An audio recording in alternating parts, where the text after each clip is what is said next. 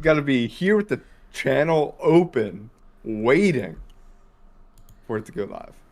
Or else they're just trolling. Excuse me.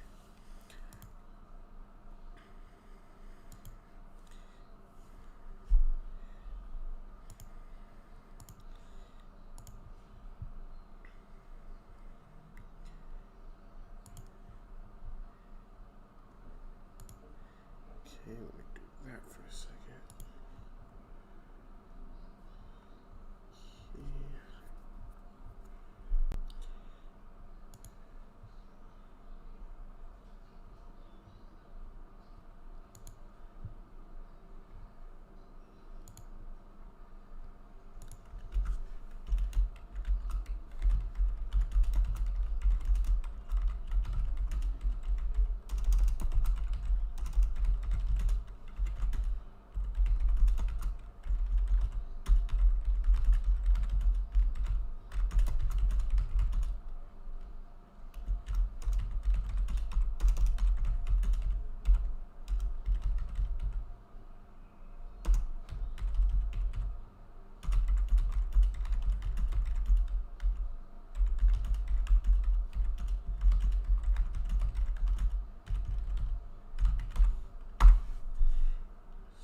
Sounds good to me.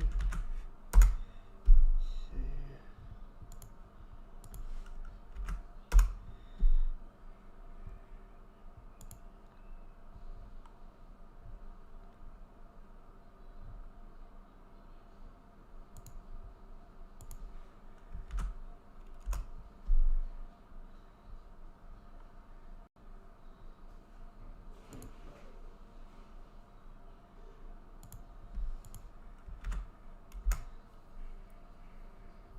Divergent paths can kill landmark, right?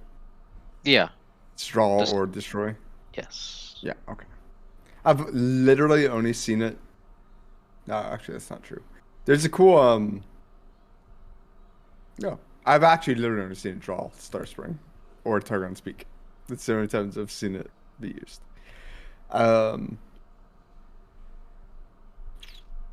Yeah.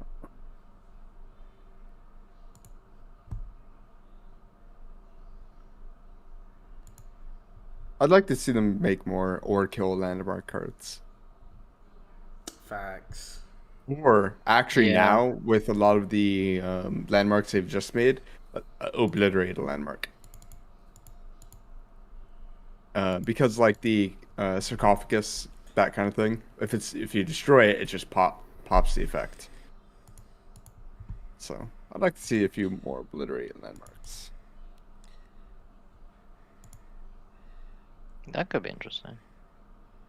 I do wonder how they're gonna do landmark interaction going forward, because it's in a pretty weird spot right now. And I think they know it's in a weird spot, so. Yeah, it is pretty awkward. I'm mad they literally decided to come out with a landmark that wins the game and they know that.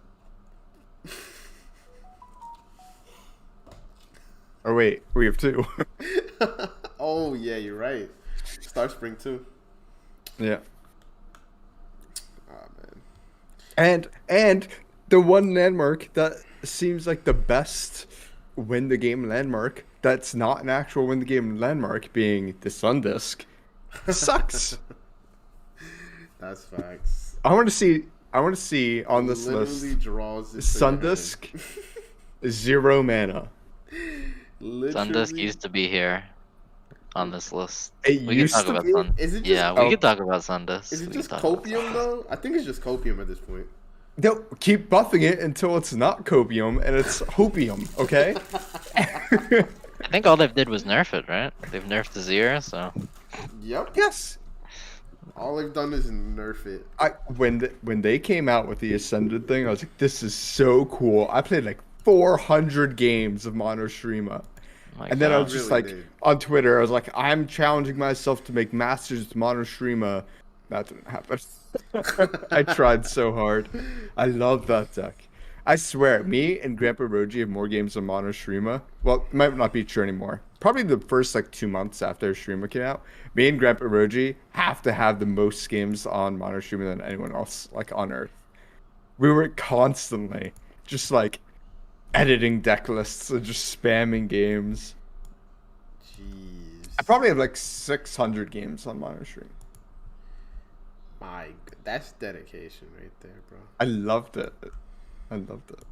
That's why I played for like half of my 24-hour stream was just Mono Shreema. Like probably like 3% of the total footage is just me watching the Shreema movie. It was great. I loved it. Loved it. Yo, as long as you had the popcorn, fam. Wait, Deny was bad last meta. That was my chance. I could have just ascended call. Now Deny's back. Ascended Skull. Yeah, now Deny's back, and it's like a 3 of in Lisa decks. I mean, it hits everything. Had a chance. Nah, definitely not a chance right now. I mean, it's totally copium, but in a meta where Deny's bad, I could see like a 49% Mono Shreema deck. I mean, I could see it. It's not that copium. It's not that copium, right? But it's because like you give up so much tempo to try to fucking level what's the name? Sundisk. It's just when you restore the Sundisk, you also restore your Nexus HP to full. Boom. That'd be hot. That'd be so damn hot. Sorry, I'm getting all excited. Yeah. No, definitely bring it up because I'm probably gonna forget. We could talk about Sundisk for sure. That's an interesting topic. Want it to be good. I mean, Zinke, do you think it's just copium? What's copium? It's the Sundisk. Sundisk? Yeah. Look at that man's face, bro. Yeah. It's just copium. Yeah, I don't think they actually want Sundisk to be good. Is the main problem. Yeah. That is the main problem, but like, please. Nothing more. I love nothing more than making my opponent sit through 3 minutes of cutscenes in a card game. Like. To be fair, though, I don't think it's as bad as people think it is. Yeah, it's like a solid 45% deck. Yeah, there's something there. Like you're fine with losing 55% of your games. Like that's fine. One day, right? Yeah. I felt you. Alright. I'm gonna start it up right now. Just give me literally 5 seconds. I'm gonna take a drink of water.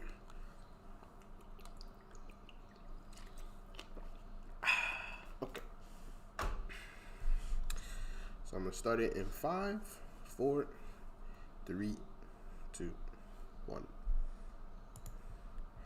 Hey, what's going on, guys? So this is Mystic Shot Podcast, episode 56. And we got Zinke joining us back today. What's going on, bro? How you feeling? I'm good. How are you? I'm okay. Hanging out. Yeah, of course. And then we also got Toey Nut. What's going on, bro? Welcome back, bro. Thank you. Glad to be back. Of course. And then I can't forget our last person that we have here. The spreadsheet, bro. No, I'm joking. But spreadsheet. Yeah. But I'm all jokes aside. How you I brought a friend this time. But all jokes aside, how you guys feeling this week? Any craziness happening on ladder? Anything you guys want to share? I would know about ladder. Slunder's insane. Slunder's insane. Other than that, like, I think the meta's fine. Mm-hmm. Like, it's just same old kind of thing.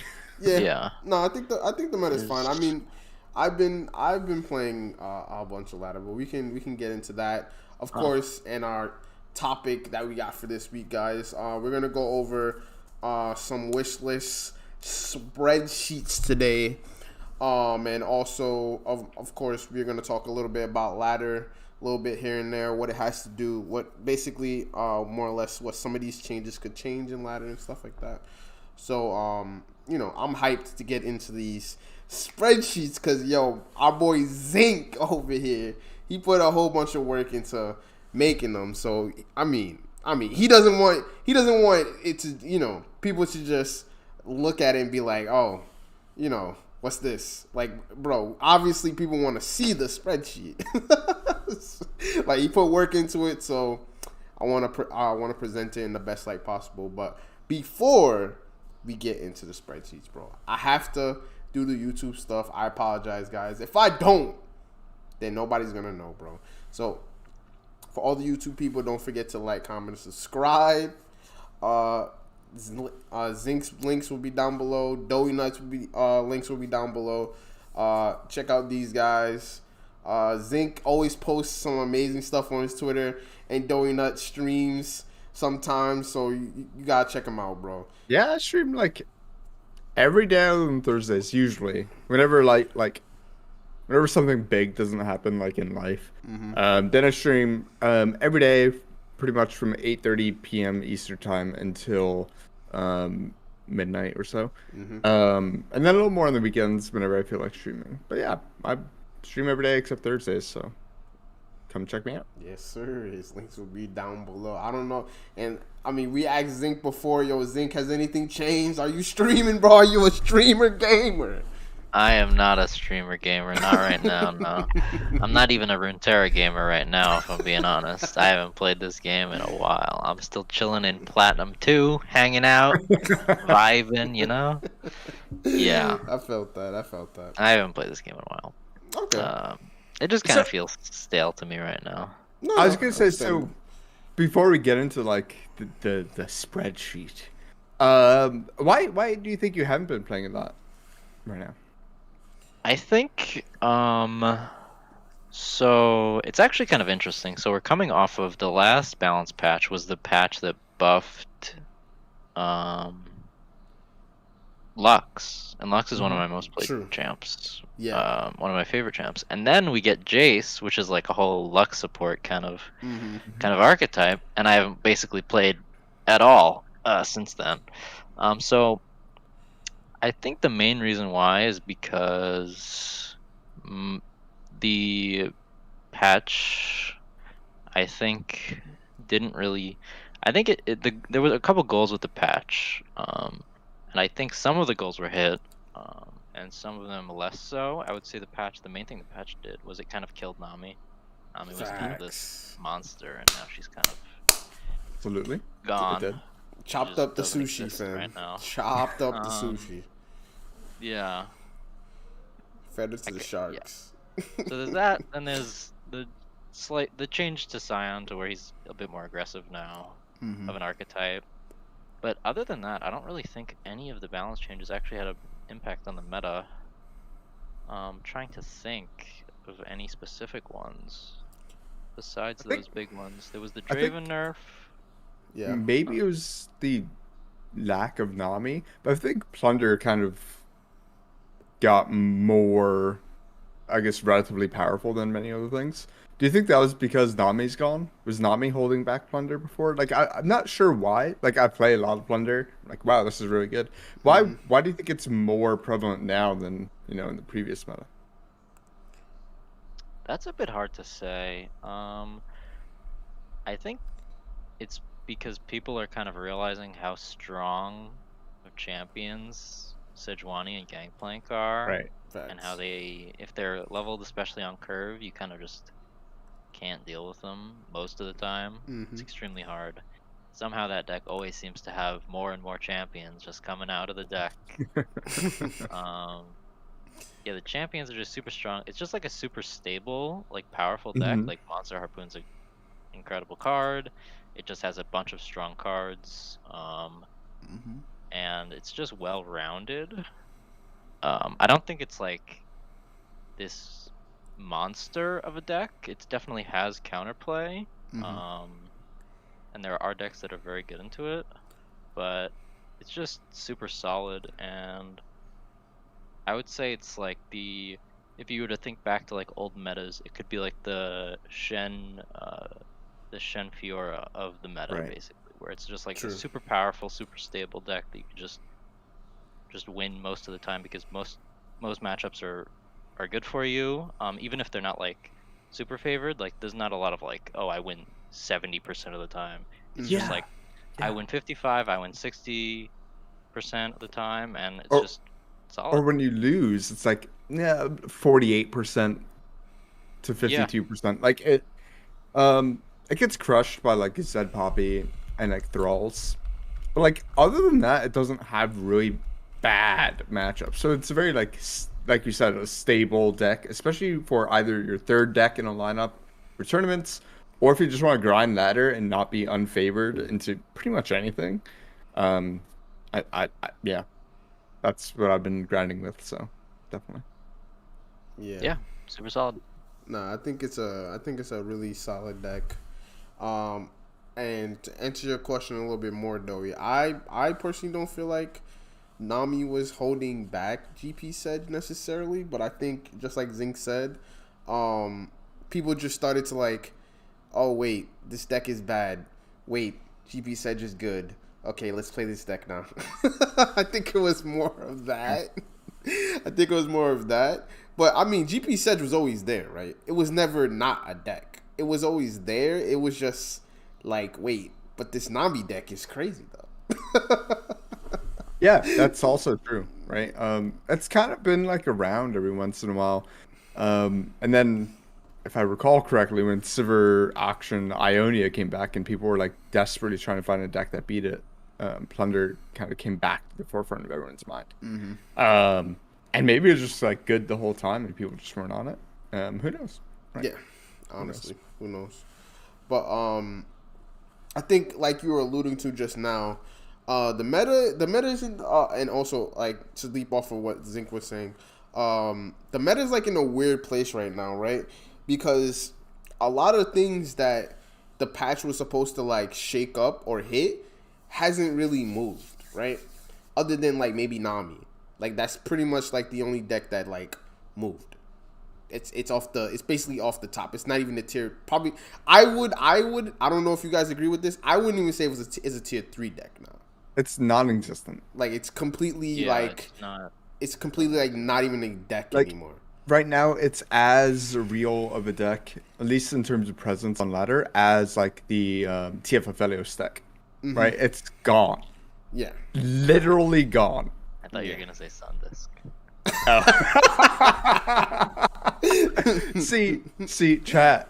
If you aren't here for the pre-show, you don't get that reference, all right? All right. Make sure if you're here for the pre-show, show up at 8:30. Just wait. Eventually, we the people will start the stream. I promise. And then the pre-show content happens. It's gold. I'm telling you. Anyway, man. yeah.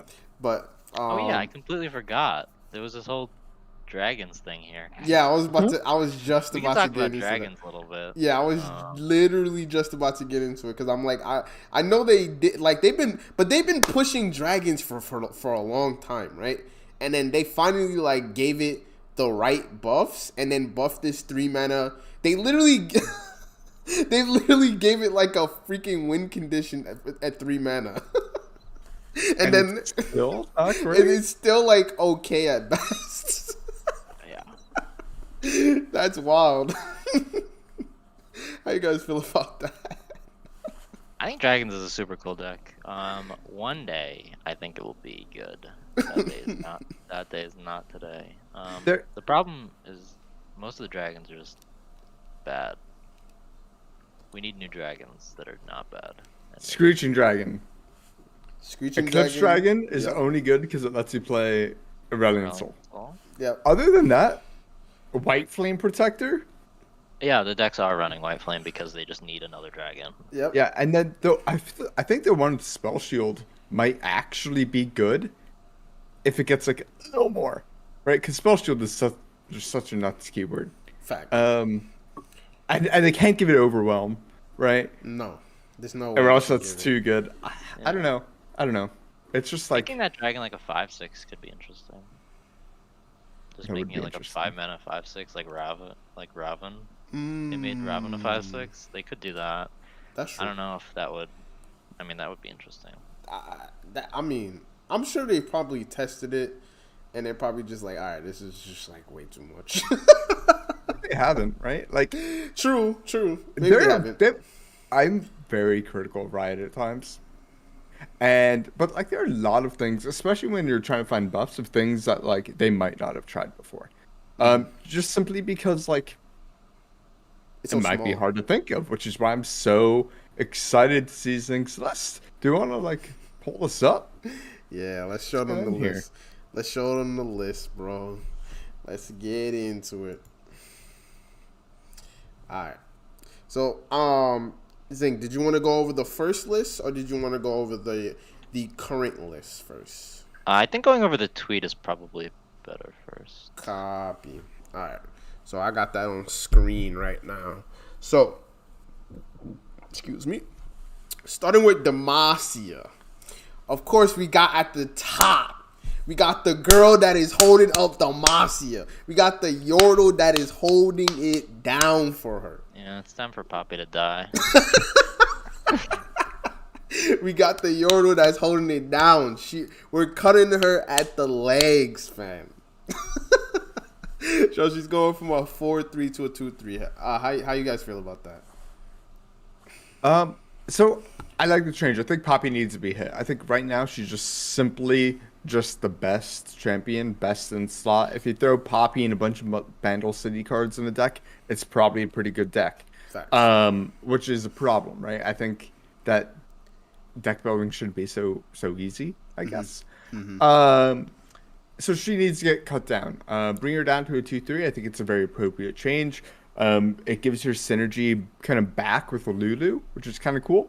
And it gives her synergy with the Yordle Smith as well, because the Yordle Smith will now give her a quick attack. True. Which, unless I'm misremembering, wouldn't happen before. So I think that's kind of a cool change. Bring her down to a 2-3. Now she's not always just the best champion in the slot. I like not touching her health. I think at 3 health, it's very appropriate. She's hit by a lot of removal. Oftentimes she's killed on sight now. But she's killed on sight now because if she's not killed on sight, she just wins the game. Facts. Like, off the value from the first attack. So, yeah. Yep. No, I agree with all points you said. I mean... Zink, what do you think? Oh, sorry, Eric. No, it's okay. So I can go over the reasoning. This change is pretty complicated. So when you're doing a change to a champion, especially, you kind of want to go over all your options. So you have like stat change options, you have effect change options, and you have like cost or level up are basically the only things you can kind of change. Unless you just want to hit something indirectly, then you could do like a Bandle City Mayor nerf, which is like a Poppy nerf kind of.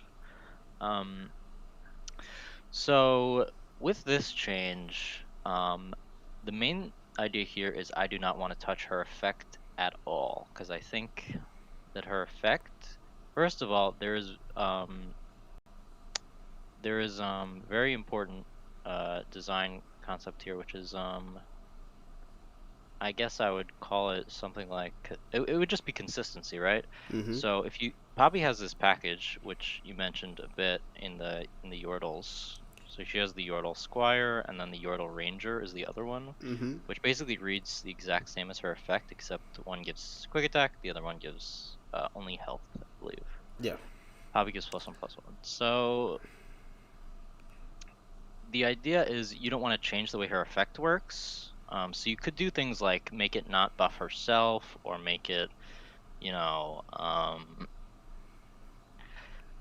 give instead of grant, or things like that. But generally, you don't want to change how an effect works if there are other cards in the game that also have the exact same wording for flavor reasons. So like that's like a subset of cards for Poppy. You don't want to, like, for another example, like if you're changing a card, a scar card, so one of the when I'm damaged and survive, do X. You don't want to change the effect of that card, the way it functions and the way it reads, because you're just making it inconsistent with the rest of the package. So then you go to level up. Level up wasn't really a problem for Poppy. She wasn't really leveling up. If she attacked once or even twice, you're probably just winning the game. Level up isn't really an issue. True. Cost, I think 5 mana Poppy is just bad design.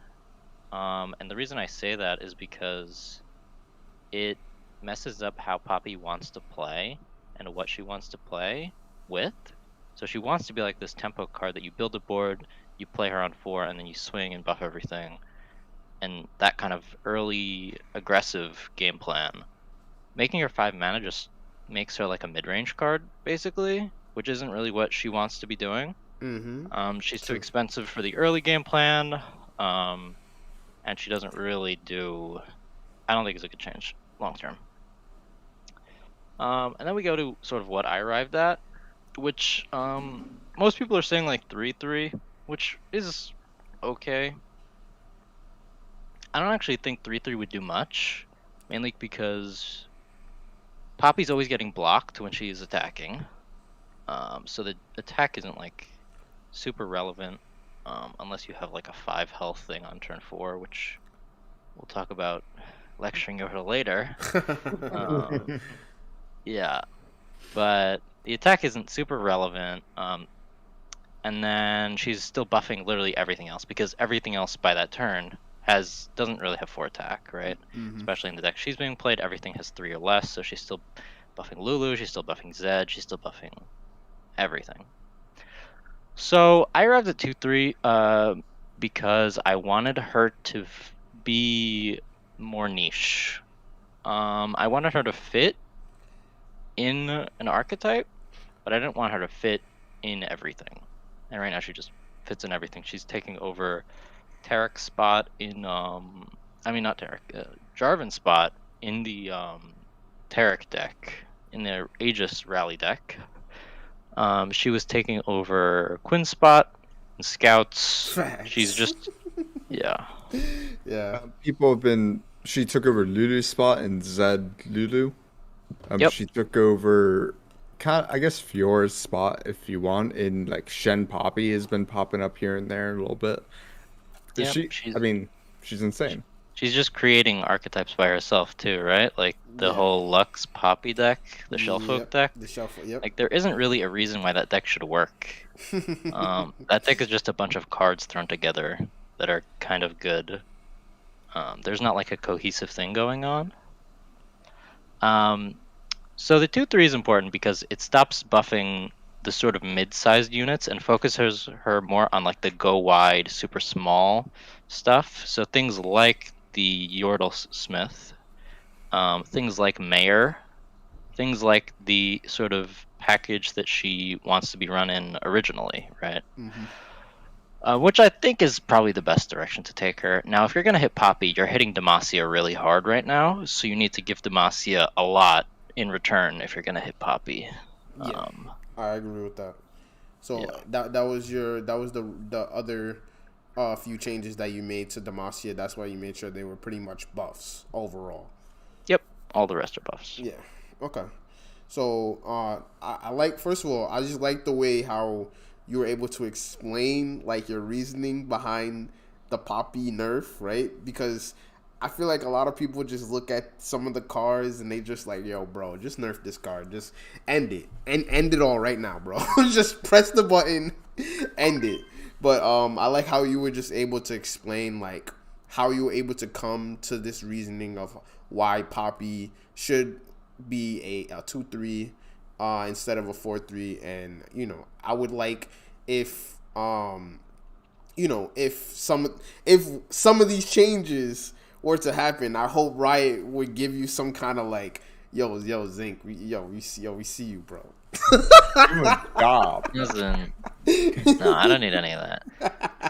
Some of the suggestions I make are just super obvious. So I've been doing this kind of stuff for a couple months. Well, not a couple. I've been doing it for a while now, and sometimes you just you know, you're just right. You just hit on a couple in a patch, and you're just like, yeah, well, it is what Nice. it is. Pretty Yeah, pretty good, right? yeah. But all right. So, um, just because I think there are 44 changes here in total. If we talk about all of them so in depth, we'll be here until like 1 in the morning.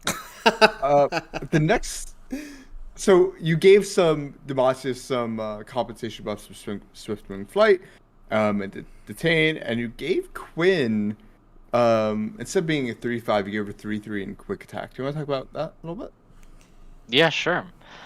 So Quinn was made a 3/5, and Quinn's still bad. Um, I don't really think it did anything to help Quinn. I haven't seen Quinn a single time. Poppy's still obviously just better, and Scouts is still not really the aggro deck if you're playing aggro in Demacia that you want to be playing right now. So the idea here was to make Quinn more powerful, to make her feel more like a champion, and not just like a summon Valor scout bot, which is basically kind of what she is right now. Like if you have Misfortune, then Quinn's really good because of Valor, but if you don't have Misfortune, then Quinn just kind of feels a bit sad as a champion. Yeah. So I want to make Quinn actually feel like a champ a bit more. I want to make her a bit more powerful, and then this also makes her, I think, a little more thematic. So the idea here is just make her actually be able to attack, because a lot of the time she just couldn't attack because her level up condition is the same as Misfortune's, right? She has to see allies attack 4+ times, but a lot of the time, because she's 5 mana, that means you have to attack with her. True. So she's just able to attack more. She works better with things like Sharp Sight, Demacia buff spells. She is actually a bit more threatening. She's more stable on the board, harder to deal with. I think because you have cards like Ranger's Resolve, she at 3 health, I think she's perfectly protectable. And Sharp Sight, and you can even add like Riposts. I've known Scout decks to add cards like that. So I think this change just makes Quinn just a bit better. In my opinion.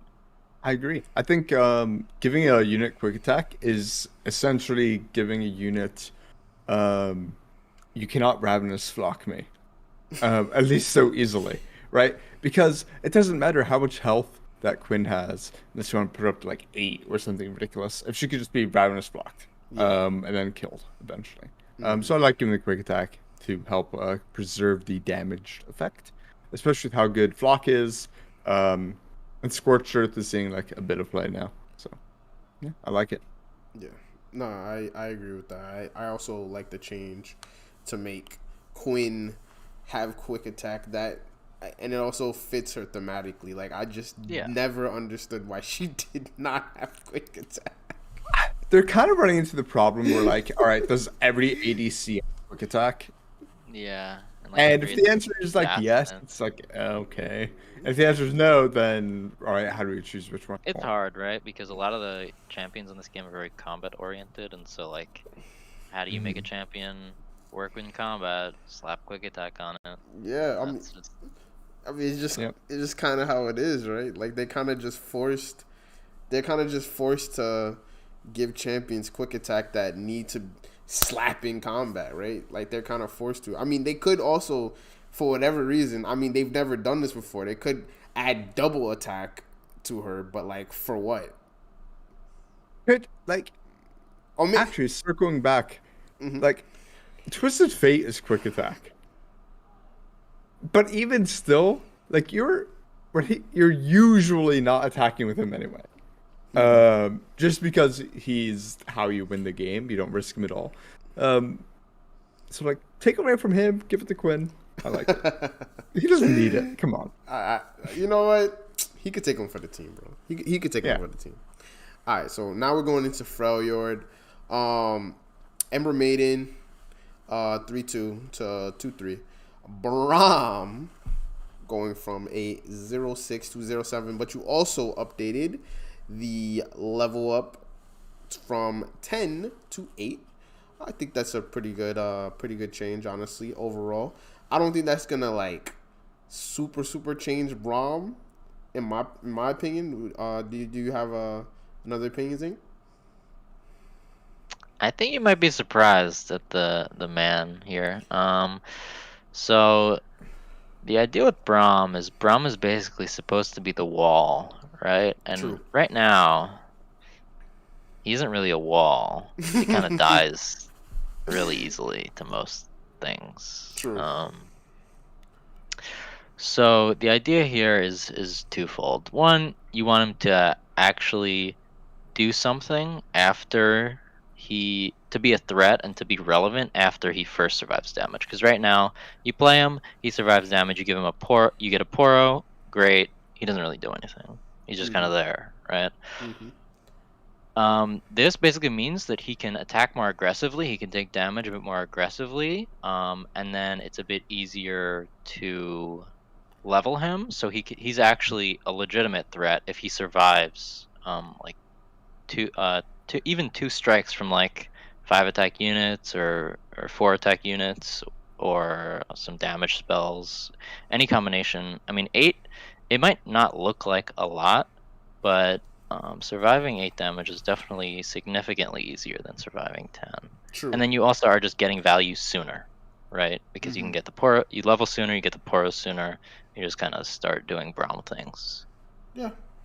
Starting to notice that in the few games I've played against Braum, I actually lost in a tournament to a Braum ramp deck, which is pretty cool. It's Braum Asol ramp. And 0-6 Braum is kind of a house. I'm a little concerned if I see it go up to 0-7. Like that's a mansion. That ain't a house anymore. Like that's a big boy. So like I wouldn't hate to see it if they're willing to like pull back on it and be like, wait, Braum's insane. Let's revert. But yeah, I kind of like it.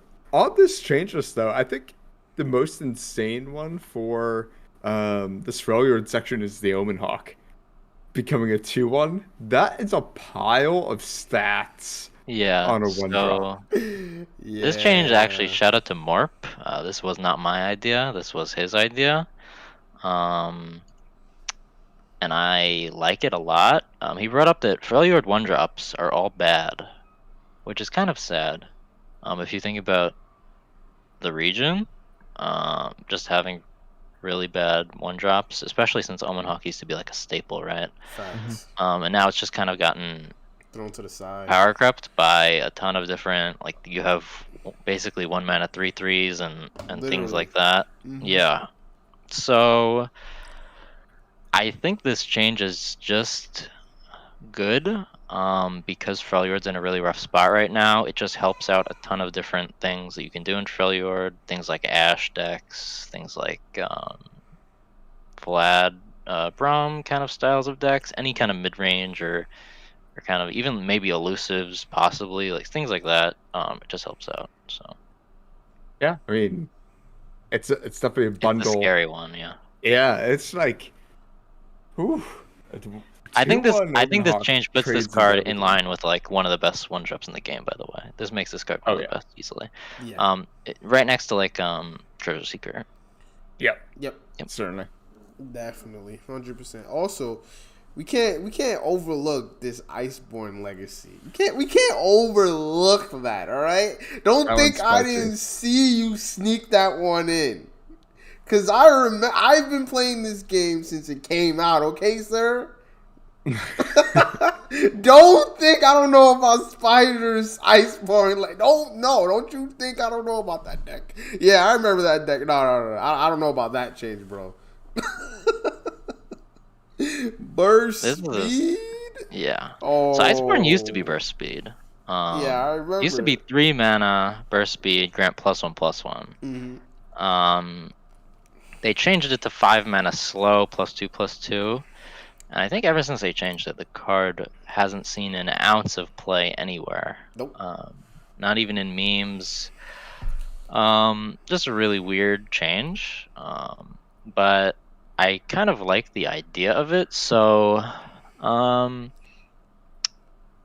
basically this card is pretty interesting as like a build-around card for a couple different things. you can combine it with spiders is the obvious one, right? And then Sand soldiers as well. It could work for now. Even like Yeah. blades is that Yeah, I was about to copium? say that too. Blades is there are some meme things you could do with it with like blades and stuff like that. So what are the things here? Anivia is a big one. So giving this to Anivia makes like rekindlers and harrowings all. Yeah. Wait. Anivia, this with Anivia is definitely. Oh wait, Although, that was like, it sounds spicy, but like there's Anivia is like kind of this ramping finisher, and I'm not sure if it ends up just doing the same thing it does anyway. Maybe a little more like final punching power there, but Yeah. Basically, it just makes it so that Anivia actually can end the game before like turn 15. Okay. Right. Okay. I'd be fine if you end the game earlier. Actually, that's fine. All right. You're gonna win anyway. Yeah, you have that. I could see it from that perspective if that's the change. But I think that there's gonna be some meme lords with this and freaking and what's name Blades. Like I could most definitely see it. I don't know how. There's also like the Viego. Oh god! With Please no. Oh. Yeah. I'm off it, man. Okay. I can't. No. Spawning eight This overwhelms. was actually inspired by our friend Riot Games with the old Dragon's Clutch change, and I just realized you could kind of just add overwhelm to spells and make them good. So, yeah, Iceborne Legacy is pretty cool. Yeah. Let's make it happen.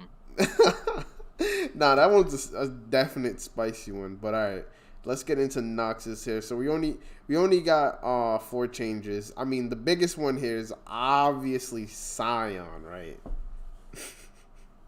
Yeah, I'm hitting Scion a bit. I think that's the most important one. He deserves it. He definitely deserves a nerf. But also, Katarina, you're insane, bro. You're insane. You're bad, man. I don't even think she'd be good at 3 mana. Really? I think she'd still be bad, yeah. There's some Trivium Copium in there. There is something. Yeah. Oh my god. Tri-beam Copium. Wow, that's crazy.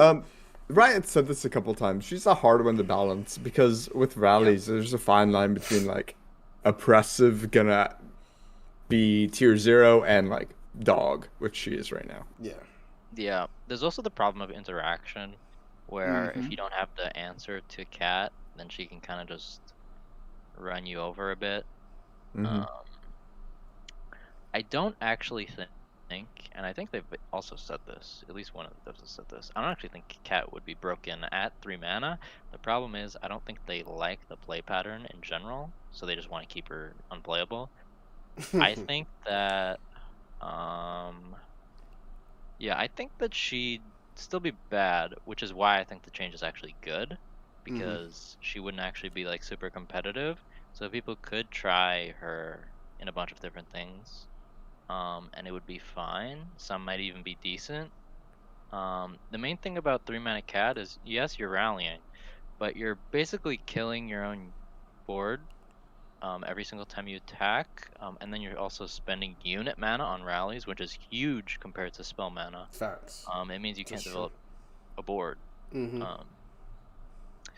So I think because of stuff like that, and because of stuff like Yasuo, we need our girl Katarina to be 3 mana, because I want to retreat, return, and burst speed rally, and have some fun. So let's make Yasuo great again. How about that? For the memes, I like it. Yep. All right, let's get in. I mean, there's also a few other changes in Noxus, but I mean, I feel like a lot of them are like smaller, like Trifarian going to 4 mana. I mean, why not? Honestly, it was nerfed to 5. Why is it still? Ash why is is it still kind 5? of dead now. Yeah, and then also, LeBlanc, leveling up, creating a mirror image in hand. Honestly, why do we need to strike Like, why do Yeah. we even need to do Why does that? LeBlanc's level up do literally nothing until Yeah. you do 15 more damage? I don't know either. Yeah. Exactly. So I think I like these changes. this one's. I think the LeBlanc one is also kind of a fine line. I think when like Ash LeBlanc for a minute right before Bandle City was released, was pretty good. It just can't deal with like the stormy stuff that Bandle City does. So like if Ash LeBlanc is ever good again, and she gets a mirror image in hand, upon level up, Yeah. the rally guy, the reputation rally guy, whose name I can't remember, just gets nuts, because you get to do it earlier on. So we'll have to see. Yeah. If I will that say, archetype can ever be good. yeah, these changes are not all intended to be dropped at once. These are just general sort of ideas that I think would be good. Correct. So, for example, like if you were to drop a pack of changes like buffing Omenhawk, buffing Ash, buffing Trifarian Assessor, and buffing LeBlanc in the same patch, I'd say maybe slow it down a little bit. Fair. Yeah, stuff like like that. All right, Yeah. we got it. We want your Yeah, deck to be maybe good. just All 3 out of the 4. Maybe just calm it down. Yeah. Yeah, no, I feel you on that. All right, let's touch on Ionia. We see the change that everybody's Nick makes plays, yo, bro. We see you. We see you in this in these notes, bro. Eye of the Dragon, bro. From 2 mana to 1. Yeah, I don't think Nick makes plays in these notes. I think Nick makes plays hates these notes. Well, he does hate Eye of the Dragon, that's for sure. Yeah, Can I want to change the conversation about Eye of the Dragon for a brief minute and change it to Crescendum. Crescendum was busted with Sparklefly. It's been busted with Boxtopus. It's busted with Eye of the Dragon. Cheating out specific units limits design space, I think, so entirely much. Like, I don't think Eye of the Dragon or Sparklefly or Boxtopus is like oppressive without Crescendum existing. Yep. So let's get Crescendum out of there and pick a new effect for Crescendum. That's my idea. Yep, I feel you on that. I felt like they could have done that since Aphelios got nerfed. They probably, honestly, and this is probably a hot take, and I even said this back when Aphelios first got nerfed. If they had just changed Crescendum, he probably didn't even need the nerf. To be honest. yeah, so there is an interesting change that I didn't think of, but somebody brought it up, which is that Crescendum, the idea that Crescendum could maybe summon 1-cost followers instead of 2-cost followers, because the 2-cost follower pool is definitely more scary to tutor than 1-cost followers. There's not like a ton of like oppressive, super crazy 1-cost followers that you could tutor out. I think this idea is okay. It would have to be paired with something else. You can't just do that. All right. You're just nerfing Aphelios even more, which is... I'll change it. Let's change it to that, but a unit, not a follower. Cheat out Zoe. Or Timo. Oh, we're champions now? Oh my, no, you're trolling. So you can cheat out Zoe or Timo. You're scary. You're trolling. Yes. I don't know. But then you're sacrificing the entirety of the 1-drop slot. Like, unless you are... So then you're not playing like Duskbringer because you don't want to cheat out Duskbringer, right? So, like, I don't know, maybe. True. Yeah, it's interesting. The original idea came in paired with like an Aphelios to revert, basically. So just make the moon weapons 2 mana, and then just make Crescendum summon at 1 cost. It's basically the idea. The idea is fine. I actually think Crescendum, as it is right now, is fine. I do agree it's kind of been the source of a lot of problems, but I'm not sure if it should be the target of any changes, because I feel like there might be better solutions than just hurting Crescendum, because Crescendum does offer something pretty interesting and unique in terms of like deck building and options, that if you hit it and just make those kind of not really work anymore, it's kind of sad. I do think some interactions are just too good. So Or eyes. Yeah, go ahead. what if they like change the Felios' chance spell and deleted Gifts from Beyond? Um, Mm. so that way you have to like play a Felios to get the Felios stuff. Pain. I don't know. These are just ideas. I haven't thought deeply Yeah, about any of these, it's but interesting. I kind of like the idea that you can get moon weapons without using Aphelios. Same. I think it kind of works with Targon and being flexible and things like that. Mm-hmm. I think, yeah. So I actually think that if you change Eye, there might be some in the future, but I don't actually think any other 2-drops exist in the entire game that are too oppressive with moon weapons at 3 mana, importantly, at 3 mana. So I think if you're summoning Boxipus for 3 mana, I think that's actually fine. Sure, it's like very good, but I don't think it's like the crazy like turn 3 Aphelios Boxipus Mhm. like tempo that you used to be getting with Targon. True. So I think with this change specifically, so this change is kind of interesting. It actually makes Eye of the Dragon a technically better card, I think. Yeah. Which is kind of interesting, but it makes it worse in Lee Sin. Well, So then it you don't is run sticks. exactly. Exactly. So it actually is like technically better in Lee Sin, but it's worse because you're just running 3 of them. 3 of them. Which if you're running, Mhm. so the problem with Eye is that if you have 2 of them, it's kind of oppressive because they just stalemate the board. Mhm. But if you only have 1 Eye and you're only getting 1 Dragonling, most like aggro decks and most mid-range decks can attack into that and deal with that and be perfectly fine. So the problem with 6 is that you're getting 2 basically too often. Mhm. And then just kind of stalling the board out forever, getting Lee, and then winning a game, right? Mhm. So, changing Eye to 1 makes Eye stronger in non-Lee Sin Targon decks, which I think is actually good. So making it stronger in things like Ezreal Karma, and other kind of decks like that is pretty interesting. This Yes. card can even potentially see play, or it could. I don't know if it could anymore. See play in things like Azir Aurelia. It's been considered, but I don't think because the flawless duets are 2 mana now. I think it just might be too expensive in terms of double casting spells that you could use it. But it's an interesting change. I do think the stat hit is necessary if you're changing this thing to 1 mana. There's no way you're leaving this as a 1/3 for 1 mana with a tune. I'm sorry, not happening. No, that's just ridiculous. Yeah. Yeah. So I prefer the 0. Well, I talked to MTux, who's a insanely good recent player about Mhm. this. And Morp actually prefers 1/2. MTux prefers 0/3. I'm kind of in the middle a bit. I think 0/3 would be a healthier change for the card, just because it allows basically literally anything to attack into it. It's a Dragon Chow basically. It's kind of useless. True. Defensively. Mhm.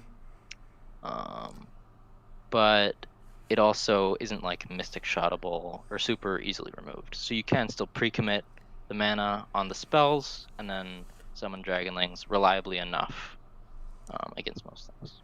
Yeah, I think it's a better card as a 0/3 than a 1/2. Yep. Regardless of which one's better, I think it's just, or which one you go. I think it both can be healthy, but I think it's a better card at 0/3 if we want to nerf it even more, send it down to a 1/2. Mhm.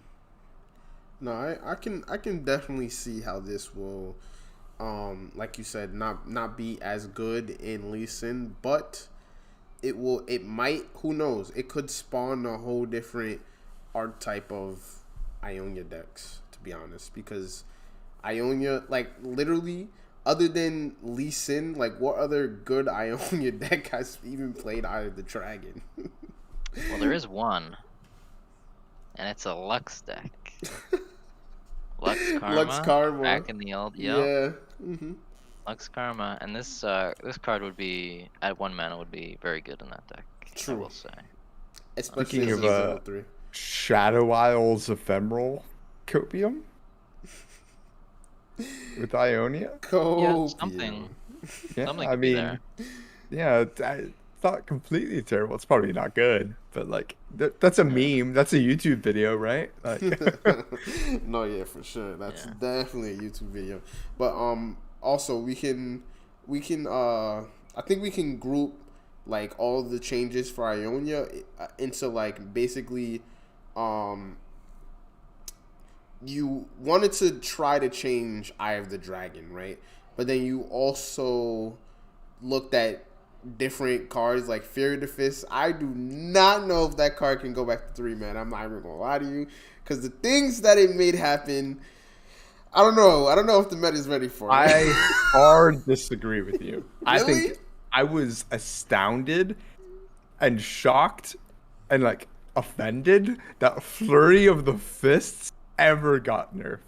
It was good exactly one time for exactly like 4 weeks, and then they nerfed it. I'm just like, Yeah. really? This is good in one deck. The second I saw this nerf, I instantly knew it was completely unnecessary. They're nerfing this card alongside Shapestone, Merciless Hunter, and Ruin Runner, when Sivir Demacia was already the better win rate version of Sivir, and not even Ionia. This card was completely fine, and they just killed the deck for no reason. So, revert Impact. Flurry, and Yeah, maybe yeah, maybe you could play you're right. like Draven Flurry decks again too, Yeah, because those decks also died when Flurry was nerfed. yeah. Yeah. No, maybe you're right. Maybe you're right. I think the Attune on Aurelia is really cool. I saw I think it was Darkodius tweet about it. Was that the inspiration behind Yeah, adding this it is to the pure list? Darkodius genius. Mhm. Yeah, that's a bit of a spoiler because you're looking at the current. Oh no, it's fine. I'm so sorry. So that's actually on the updated version of the balance changes. This we're looking at right here is sort of the original tweet that I made. I want to say at least no, it was like 3 weeks ago maybe. Yeah, I Around think it was there. like 3 weeks ago. Yeah. But And- he made a more updated version of it. Yeah, I we always can- go back and think about stuff. Hashtag Doey always spoils. Sorry. Nah, you're good. You're good. But if well, of course, I gotta ask Zinke. Zinke, is it okay for me to leave some links down below for if people wanna see the? Yeah, leave the spreadsheets? spreadsheet. Yeah, for sure. All right. It's Yeah. So anybody can click it. Yeah. Yep. So I'll leave the links down below if people want to check out the spreadsheet, the future spreadsheet, because we might not be able to go through all of the changes on the future spreadsheet. But all right, let's get into Piltover and Zon a little bit, because I think this is my personal opinion after looking at it. A lot of these changes kind of go together. Apprentice, refilling your spell mana, Echo becoming a 4/3, Heimer becoming a 4 mana card. I don't know about that. Tri-beam going This back was to- 3 weeks ago, guys. This was 3 weeks ago. This was before Jace came out, okay? Tri-beam going to 4 mana. Yes, please. Jay Medarda getting elusive. Whoa there. And last change, Karina. Whoa. Karina going to 8 mana. Bro, I'll take it. So what's some crazy changes here? I think a lot of these changes are kind of like, they're kind of warranted at this point, right? Other than like maybe Heimer, I'm just like, whoa. But every other change, I'm like, all right. Yeah. I took Heimer off, don't worry. Heimer's fine. Yeah. He can stay the way he is. Yeah. Heimer's fine, bro. I also, interestingly enough, I took off Jay Medarda. I don't actually like this change the more I thought about it. And the reason was Jay actually originally was an 8 mana card. I think it was a 6/6 that had elusive with the same effect. And then they buffed him to like a 4/4 for 6. Well, they buffed him. He didn't actually get any better, really. Now he's a 5/5. They buffed him, actually. So I don't like this change mainly because a lot of the combos that you want to do, in P&Z specifically, is actually give things, target things and like give them elusive. So Ambush came out recently, which is like a combo card that you can totally that has actually seen play in Victor Vi combo deck that my good friend Loserbeam was playing a lot, and has seen decent success on.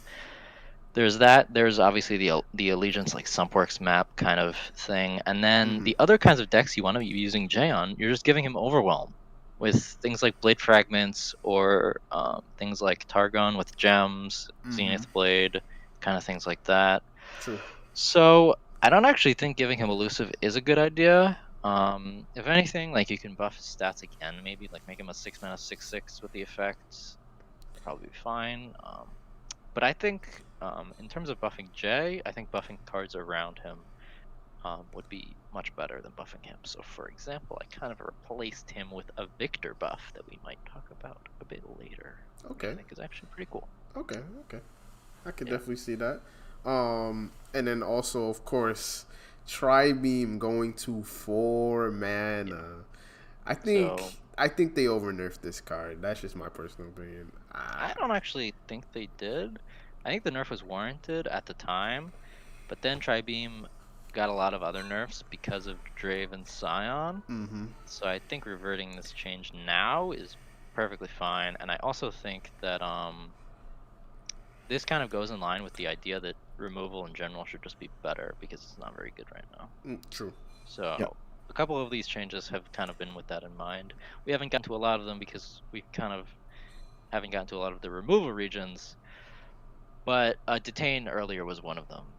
4 mana Detain. Oh, true. Could actually see some play, I think. It's very comparable to like a Will of Ionia, something like that. It's pretty interesting. All right, let's move into Shadow Isles. So, a lot of the changes here, by the way. So first change, Curse Keeper going, Escaped Abomination going from a 4/2 to a 4/3. Stalking Shadows, you're basically wait, no. You pick one of. Oh, you're picking an extra one. Okay, I see. So pick. No, it's currently 4. The difference here is that it's not. I believe Stalking Shadows is currently from the top. It's just the top 4 cards of your deck, right? Oh yeah, you're right. So let's pick one from the top. Oh, so you never miss. You never miss. Oh, okay. So That's yeah. Okay, I can get behind that. Pack your bags. Oh my, you're tweaking. Please don't bring this card back to the. This wasn't my idea, but I love it. I love it. I love it. Morph again. Morph made a Google Doc. It was very, very well done. Check that out if you haven't. Yeah, I like this one. Vault of Hylia going to 4 mana. I mean, let's just make this card playable, right? Yeah. I think this would be a super cool way to make like SI control decks actually good again. Vault of Hylia is like a super interesting. It has super cool deck building implications. Exactly. It's just a super sick card that I think would be really cool if it was actually good. I mean, they literally. Wait, how much? Oh no! It comes straight to the board. Forget it. I was about to say in the lab they literally made it like Thresh gets a Vault of Hylia straight to the board, and he's just like ridiculous.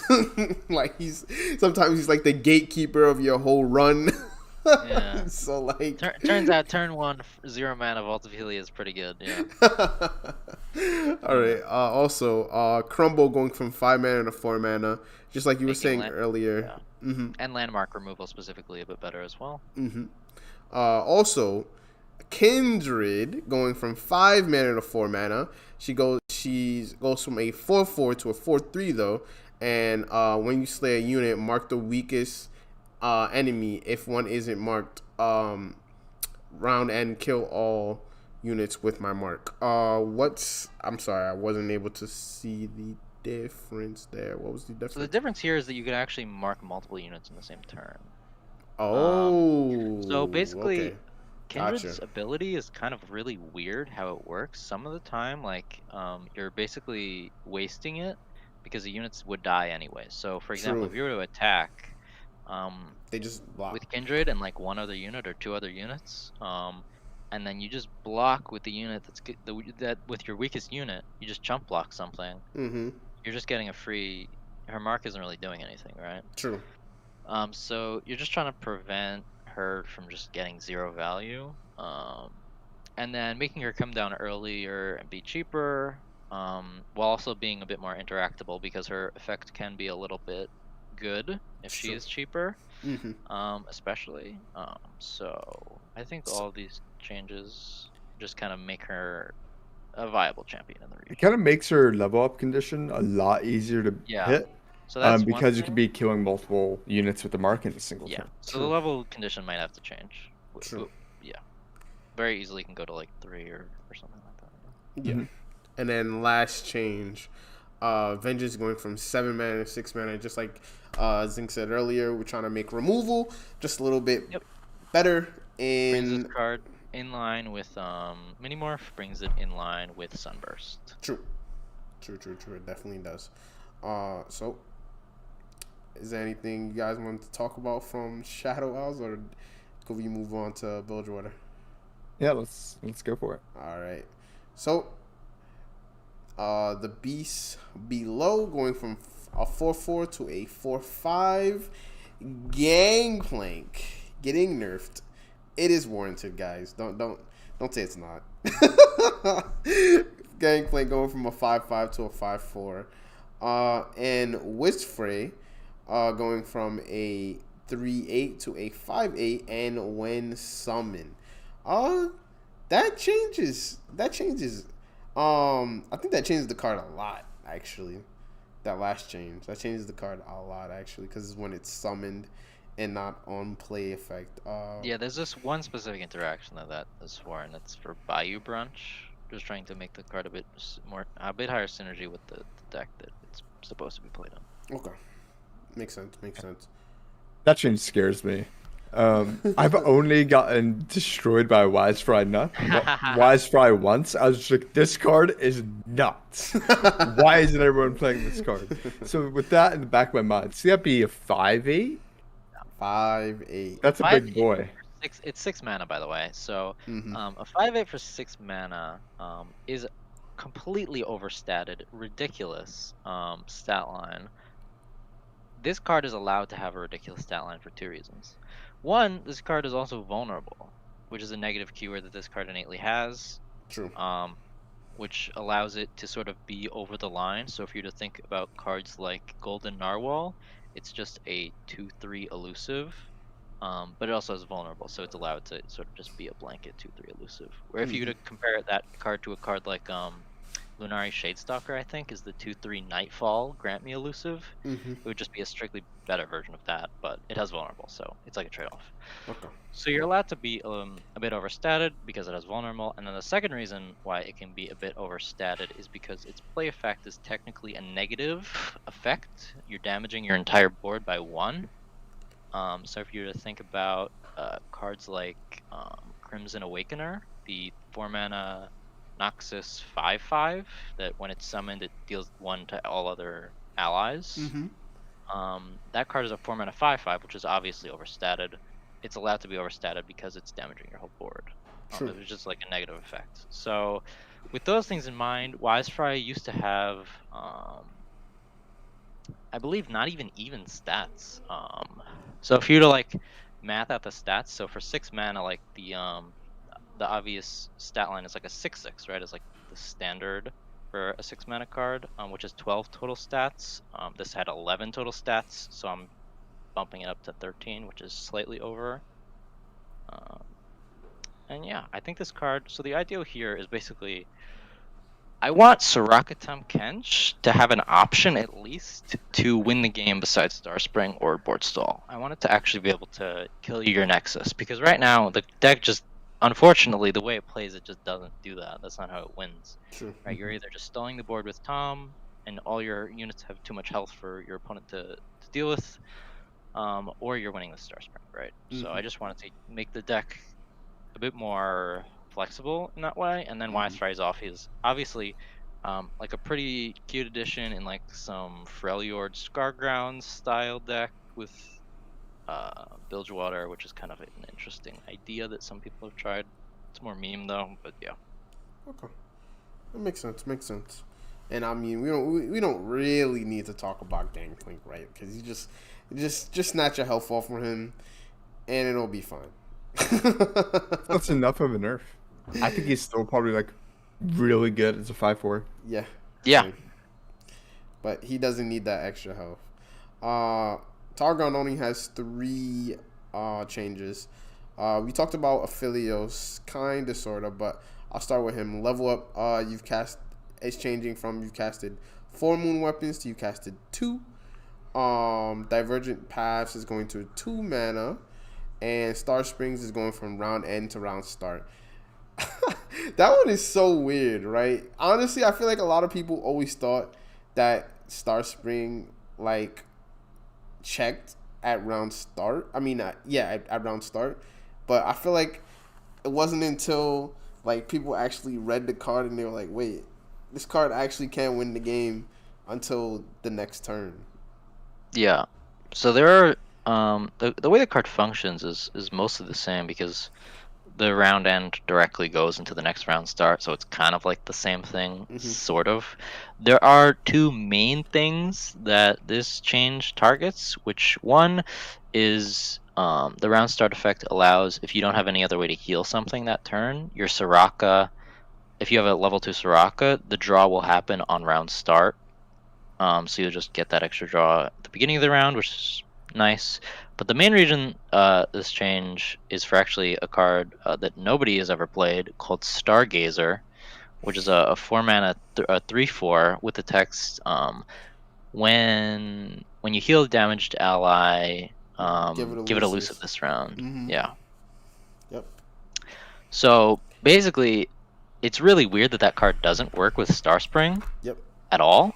So that just basically makes that card a possibility and makes it work with Star Spring, and so you could potentially have this weird elusive kind of game plan going on, which I think is kind of neat for just giving the deck options, because the way the deck plays right now is kind of obnoxious. I would say borderline toxic, borderline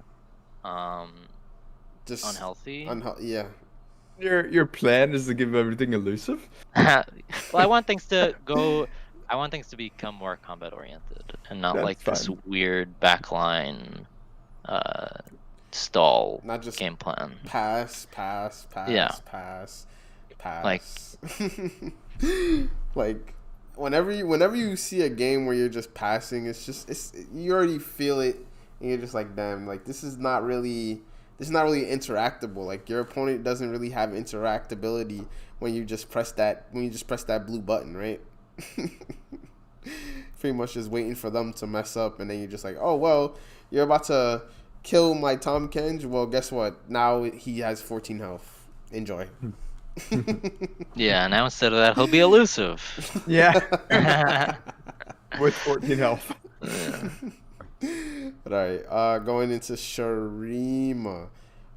We got Careful Preparations going to 2 mana. Azir, his level up is at 10 allies now. Renekton, when I challenge an enemy, give me +2/+2 this round.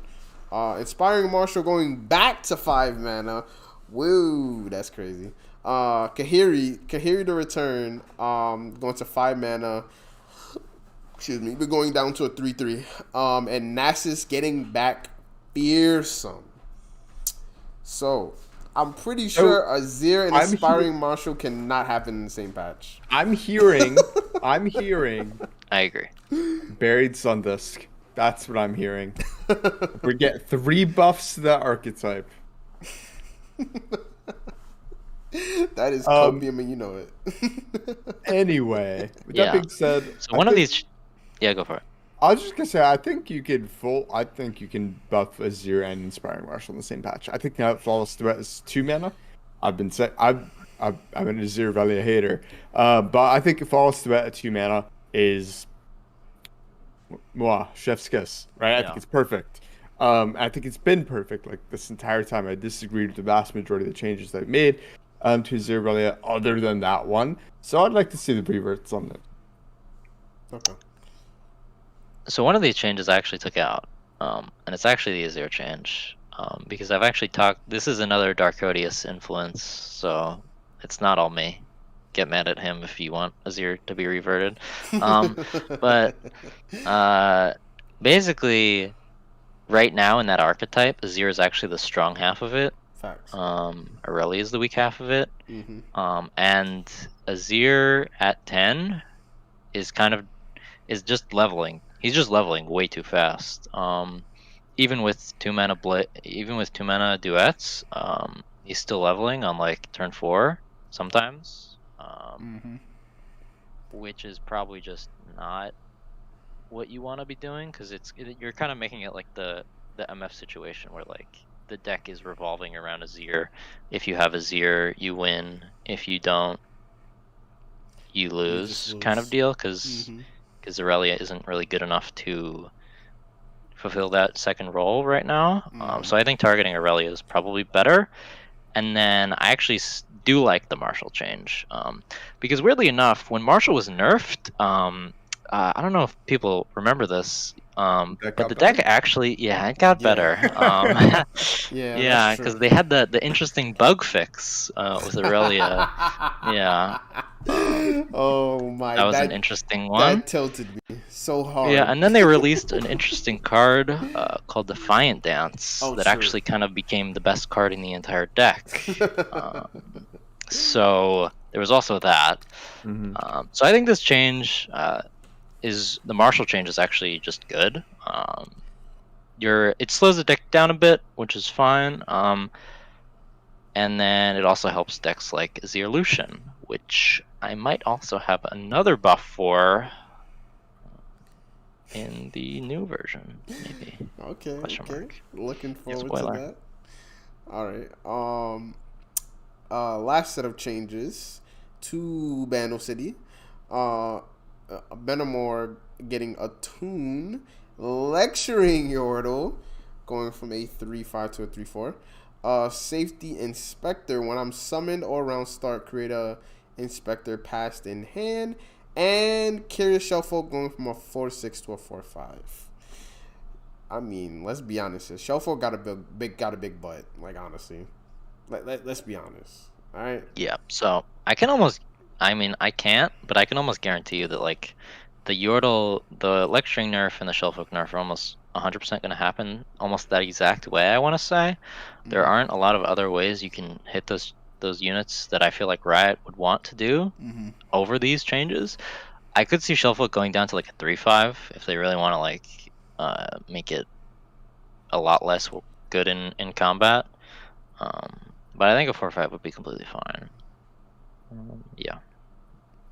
I don't think they're gonna hit Shellfolk at all. Really? I think it's gonna stay as is.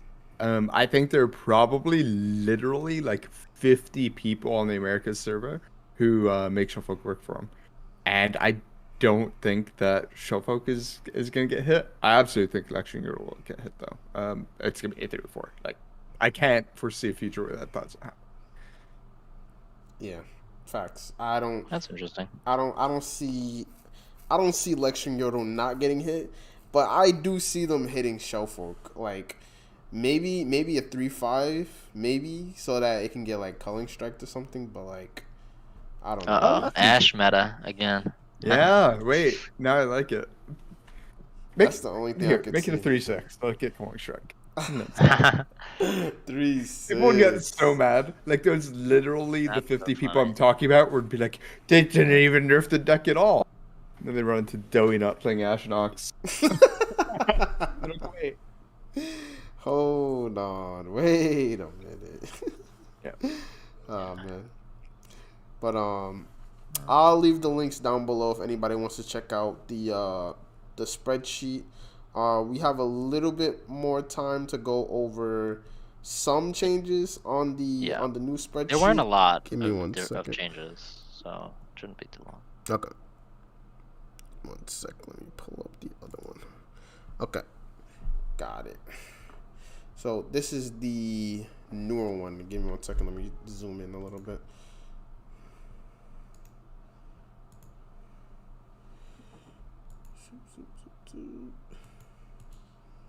Okay. So this is the newer one that Zinke was talking about? So, here he was talking about this Irelia change. Oh, they can't even see my mouse, but they were talking about this Irelia change here. So Irelia getting a tune. Yeah, this Sheesh, is super big. I don't know about that. I love this idea. The more I think about it, the more I thought about it, the more I loved it. So basically, this makes it so that the first Flawless Duet you cast is basically 1 mana again. Basically, Mhm. because you're always gonna have, you're not like double floating on Zerelia ever. You're always playing something on 1 or 2. So the first Flawless Duet, so it makes it so that Aurelia on turn 3 is actually like a champion again instead of like nothing. Okay. Which is nice. So you could like start the Blade Dance train rolling, but then on turns after that, your Blade Dances are all 2 mana, which I think is perfectly fine because then you can, there isn't like not a lot of like crazy toxic like Blade Dance 4 times in the same turn kind of things that you used to be able to do. True. Helps out the champ a little bit, and I think it fits flavor wise very well with the champ as Okay. well. So I just and then you Yeah, can do like retreat return kind of works a bit better in that deck as well, which is cute. I love the Not a big change. thing. I Yeah. think it's fantastic. It should. I think it was Deadbolt Doris like tweeted at Darkodius like the 2 eyeballs emoji after he read it. Like Keeps doing that. I'd be shocked if it doesn't come out. Like it's such a good idea. And Yeah. again, I say this as a huge hater of the deck. I think it's a clever idea. I think it's good. Let's go for it. That's We definitely a can talk about the spicy one. Victor. Oh yeah, Victor is here. So Victor's level up. You've played 7+, going to 5 created. That's a real spicy one. Yeah, so Victor has a level 2 now. If you didn't know, he didn't before, but now he can actually level up, which is pretty cool. So I like that because his level up is kind of cute. It's a cool one. True. I'd recommend. Unnerf Cephalios. A little bit, right? If you're Yeah. running Victor Oh, Cephalios, so- Victor, so this is like one of the reasons why I preferred this change over the J Medarda change, right? Because Victor Aphelios is actually a deck that ran J Medarda. Back when Aphelios was a card, obviously. Mhm. So this change, I could easily see a deck like that making a bit of a comeback, especially now that Ambush is in the game. Ambush becomes very cute in that style of deck. True. You have a lot of targets. You Yeah, have a lot of different targets. card generation, and Victor actually being like an engine that can generate value rather than just like a thing that you get RNG keywords on. That are right. pretty cool, I think. No, that's true. It could definitely be pretty cool. I could see a change like that coming to the game for sure, because it allows basically, Victor to do things he wasn't able to do before. On the last, is this the last change I see here with Lucian? There's one more besides Lucian. Okay, I'm sorry. Okay. I'm just hyped to talk about Lucian, bro. Any changes to Lucian's my favorite champion, honestly. So like any changes to Lucian, I'm hyped. So level up, I've seen 4 going to 3. Okay. Yeah. Okay. I like. Bring So my this is a boy very, Lucian very, back into very, the very, game. very, very, very big buff for Lucian. Mhm. Even though it might not seem like a huge deal. This is definitely a huge deal. It makes Azir Lucian much, much better. It makes Lucian Hecarim Plaza much, much better. The idea that you can level Lucian sooner means that you just instead of off the 5th death he sees, now it's the 4th death he sees, he will rally. Yep. Which is super big. That's huge. Because he's leveling earlier, the double attack will actually matter more because it used to not really matter that much. It was kind of like, what's the difference between double attack and quick attack? But now he actually demands blockers sooner. And the earlier in the game, obviously, it's harder to find blockers for him. So that is good. I will say this buff might actually be too much, because I could see like some, what is the card? Haunted Relic combos where you just this change makes him in line with Callista, right? True. So Callista you can play on 3 and then play Haunted Relic, and she's leveled up. The thing about Callista is that when she levels up, she doesn't do anything. If all of you played the game was a Haunted Relic, and she doesn't do anything anyways, really. But Lucian rallies, and rallies pretty good. So, but he is, 2 HP. So it is, I think, a good change because we're hitting Poppy, especially in Demacia. You're kind of shifting the power a little bit, maybe bringing back some of the death archetypes in Demacia, which I think would be cool to see again. True. I agree with that. Honestly, I like the change to Lucian. Yeah. Also, I'm sorry. What were you about to say? I was just gonna say it also. You mentioned the death archetypes with Lucian. Kind of maybe it ties together the dragon that wants to slay itself or slay your own units from Shadow Isles to the Demacian portion. It kind of like unifies maybe these two different kind of ideas in these two different directions where there's already flavor connecting them. I like it. True. Yep. True. And the last change is this Diana change then, right? Yeah. So this wasn't my idea either. This one was, I believe, Kemi is the person that came up with this. And at first, actually, so I had like thought about stuff like this in the past, and I instantly kind of wrote it off as this would kind of just be broken, because giving Diana an attack kind of just makes she's supposed to like the idea in my head at least was she was like a mystic shot on a body, right? So she was a more conditional mystic shot because she's like pseudo removal, but then she obviously survives is the idea after she kills the unit, so she sort of gives you more value than a mystic shot could, but is less flexible. And this just makes her insane. It makes her be able to kill stuff like Sivir and Poppy, and survive, which is insane. Yeah. That is like the high end for her in value. So that's like the obviously the best thing you could do is like kill Sivir or Poppy. This change makes it so that, well, first of all, it's a Nightfall buff, which Nightfall could use a buff. Facts. Yeah, which is important. I think so. I used to think this change would just be too powerful, because I was looking at other 2-drop champions, seeing like stats, effects, keywords, and this just seemed broken. But there is one other champion that's 2 mana that actually does have an effect, a good keyword, and then a 3/2 or 2/3 stat line, and that's Elise. So because Elise exists in the game, I actually think that a champion with an effect that's conditional like Nightfall, so you can't just play it whenever and have it work, could actually work as this 3/2. It is sort of against Targon's identity of having like a strong board presence or early game, but I think because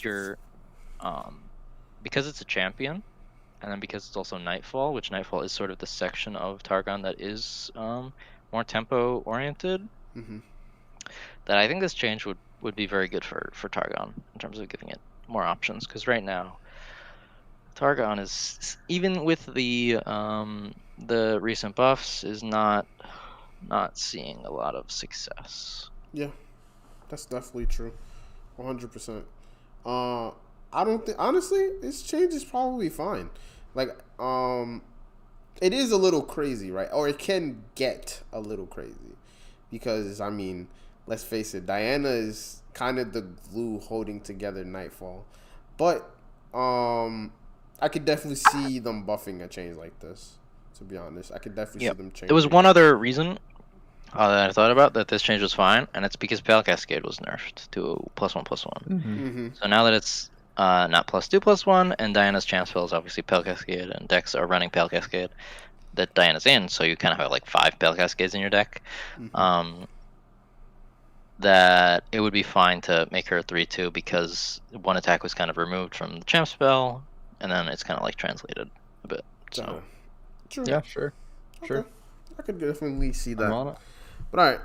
So if anybody wants to check out the spreadsheet, it will be down below in the comments. So, any last remarks, my guys?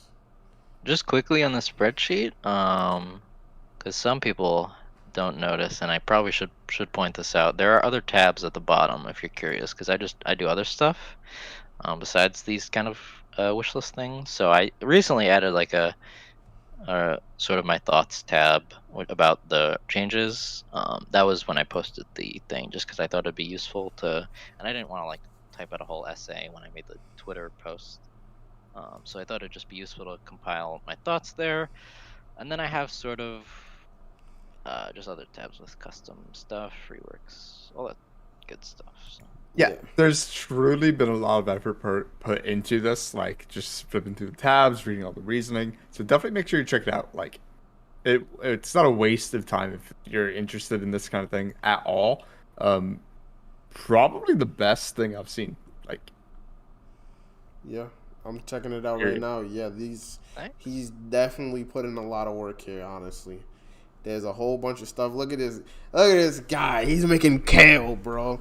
Look at this dude. You like that, dude? Kale's sick. Yeah, Kale's definitely sick. But he definitely put a lot of work into this. And like I said, I didn't want it to go unnoticed, so I had to bring you on to come talk about it. And I appreciate you making the time, bro, to come on, Thanks bro. for having me. Of course. But yo, Dory, did you have anything else do you have something else to add, bro? I think that's it. Good. All right. So, like I said, I appreciate Zinke. I appreciate you coming by, bro. Showing us the way of the spreadsheet, my guy. Because you put, like I said, you put a lot of work into the spreadsheet. I'm sorry, I'm a little tired, but I don't know if I said this already, but all the links to the spreadsheets and stuff will be down below, so check it out. And that's pretty much it. So if anybody made it to the end of the video, we appreciate you guys, and we'll see everybody next week. First of all, tournament is still on. Dowie is back, so tournament gonna be same place and same time. And then the podcast is gonna be on next Wednesday as well. So I appreciate, like I said earlier, appreciate everybody, and we'll see everybody then. All right, signing off now. Later, guys. See ya.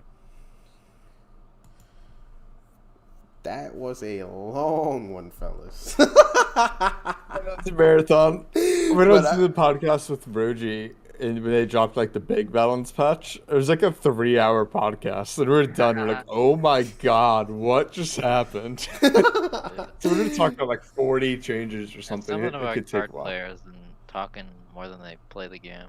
I tell you. Yeah, I mean, it was honestly, it's okay for it to be long, because there's you put a lot of work into this, bro. Like, so it's fine. Like, I'll make it shorter next time. I promise. Oh no, keep going. No, See if you can hit 45 changes next time. Dude, this is trimmed down. You should have seen it before. Oh my god. Ooh, now I wish I had the alpha version. The master key, bro. Give me the master key. But are either of you playing in seasonals? I know it's like you're plat too. Did you Prime Glory it up? No. I actually played one game today. I'm proud of myself. I did it. Wow. I think it was the first time in a month that I booted up the game and decided to actually play it. So yeah. Wow. I'm just kind of burnt out right now. The game's a bit stale for me. But I have these sort of times, and I'll get back into it whenever I feel like inspired. See, I'm a big fan whenever mid range is good, so I've been playing a lot. Yeah, makes sense. Nah, same. I'm more of a control kind of trying to get myself. So I've had a rough time these past couple months. You know, been tough out here. Nah, yeah, it's Well, definitely been tough because they've been just like completely nerfing a lot of the different control decks. But I think it's because people just hate playing against them, right? I don't know why. Honestly, I, I I mean, think that's people hate combo. oh yeah, Yeah. for sure. It's fun. I mean, look at Flurry of But Fist. combos. People just Oh, hate dying to Flurry of Fist, Sivert, Ghost, right? I'm still surprised they haven't nerfed Lucian, but I guess it's just because people are bad at the deck, so it's fine. That's People why. play, Yeah. you know. Yeah, I think that's why Shellfolk won't get nerfed either. I think it's just because That's possible, yeah. very few people are actually doing well. I think it was maybe next time tweeted about like the discrepancy between like just the people that Runeterra AR showed. They combined like had 36% of the total games played on the deck with like a combined 65% win rate. But in total, the deck had like a 42%. And he's like, "What's going on here?" So, That's a little Yeah. wild.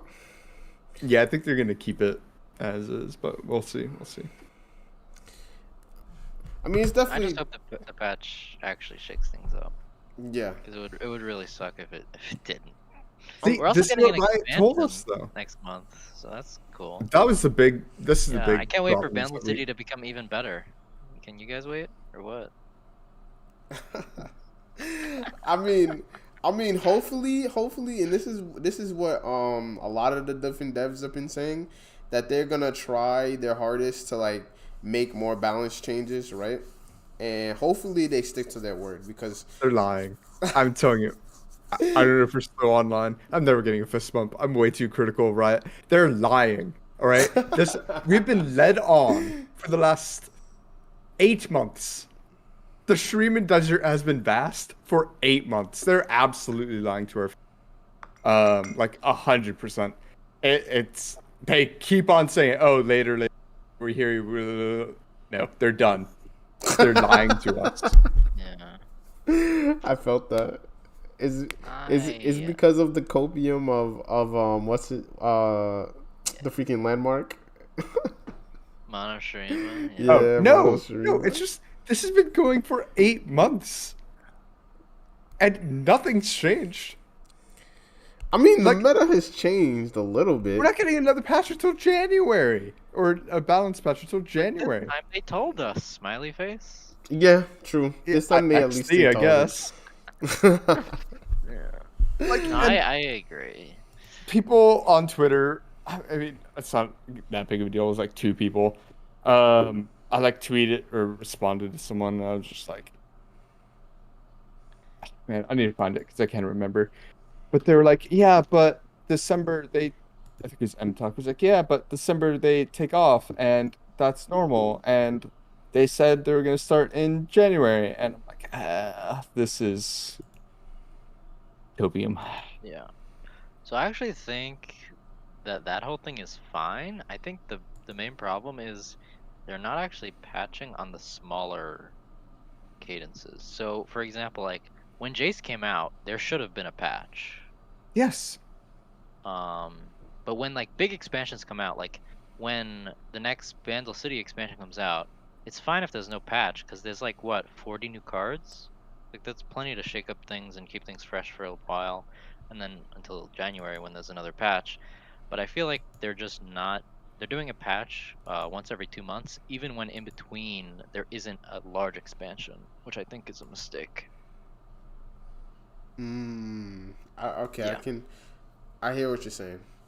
There's too big of a gap between things. Yeah. Okay. Yeah. Sometimes the gap is fine because like you get like patch, big expansion, patch every month, which I think is fine. But if you're gonna do like patch and then like release 1 champion and like 9 other cards, and then patch again, then I feel like it's not really enough because you're kind of just the time. It's just too much with not enough content or changes. Things will settle and then just become old. I get like not wanting to change things around like worlds or whatever, even though we did have that I was surprised They that did they did anyway.